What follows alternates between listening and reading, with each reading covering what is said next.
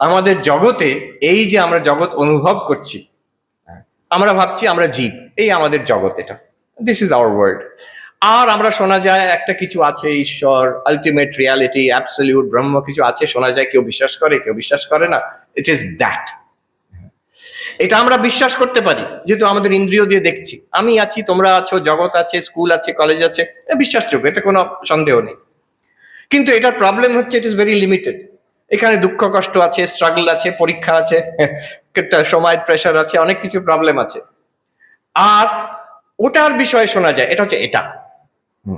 আর ওটার বিষয়ে শোনা যায়, সেখানে হচ্ছে অমনিশিয়েন্ট, অমনিপোটেন্ট, অমনিপ্রেজেন্ট, তিনি হচ্ছেন সর্বজ্ঞ, সর্বজ্ঞ, সর্বব্যাপী, সর্বশক্তিমান, সেখানে কোনো সমস্যা নেই।